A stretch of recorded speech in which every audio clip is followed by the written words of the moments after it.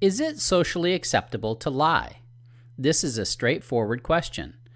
When asked, some people will automatically respond yes or no. Others will hesitate and give the question further consideration. Is it a trick question? Is it a philosophical question? Honest people, people with principles, want to believe that the answer is no. How often do we get invited to an event or asked to do something that we would prefer to avoid? Rather than respond honestly and say, I'm really not interested in going to dinner with you because I value my time more and prefer to spend it elsewhere with another person or alone, we spare the other person's feelings or save face by saying, I'm busy, or I already have other plans, or I'd love to go out, but I just don't have time. We do this so frequently that we don't consider this to be a lie, or we distinguish it by calling it a little white lie. Semantics aside, this is a lie, and it is so common that it is socially acceptable. Here's the problem. How often do we tell ourselves or others, I don't have time? Many people become so accustomed to saying this that they become their own worst enemy because they reinforce negative programming every time they make this statement. Why don't people better manage their time? What prevents them from being more effective with their time allocation? Why don't people better manage their time? What prevents them from being more effective with their time allocation? Personality style, the way that their brain is wired. Don't know how, never been trained. Lack priority or a sense of urgency. Not a disciplined person. Someone else has always done it for them. Poor habits that have become second nature over time. Slow-paced, relaxed, or hectic, helter-skelter individual. Never really thought about it, don't recognize a need. Poor or negative attitude, why bother?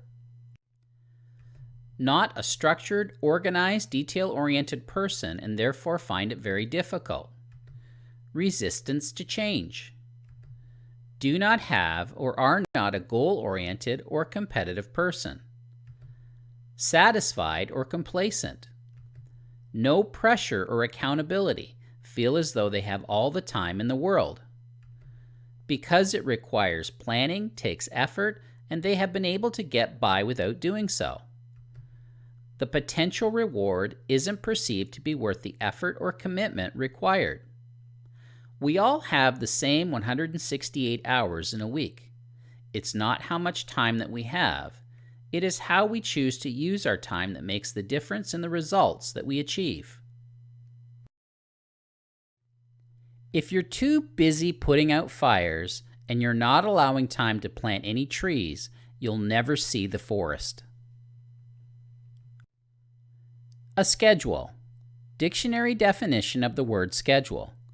A plan of procedure, usually written for a proposed objective, especially with reference to the sequence of and time allotted for each item or operation necessary to its completion.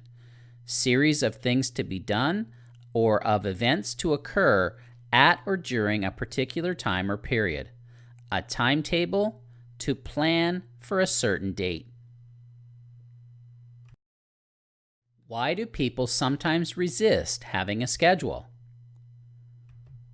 Short-term thinker. Dislike routine, structure, making commitments. It's part of their personality. Don't like feeling restricted, obliged to others, rigid, inflexible. Avoidance of accountability, responsibility, and effort. Why is a schedule necessary, or how does having a schedule benefit you? Gives you purpose. Planning ahead. Productivity, achieve more. Working with others. Shows respect for time. Responsible and mature. Emotionally, mentally positive. Peace of mind. Moving things forward. Perception of others. Shows leadership. What are some key considerations for your schedule? Thinking and planning ahead. Consideration of other key individuals in your life. Leveraging a time management system. Flexibility. Call cycles, frequency of visits. Special events. Learning Spotlight number 1. It's time to review what we've covered so far. Each question in the quiz has a 90-second time limit, and the quiz has a 15-minute time limit. You cannot pause the quiz once you begin. The quiz includes many types of questions, including true or false, drag and drop, multiple answers, etc. Read the questions carefully and make sure you understand what is being asked before submitting your response. Many of the questions or variations of them will be included in the final exam. You will be graded, and the passing grade for the quiz is 70%. You will have 3 chances to attain a passing grade. If you fail to attain a passing grade after 3 attempts, you will be locked out of the course. You will have an opportunity to review the quiz responses upon successful completion. If you wish to review the previous slides and sections, do so before advancing.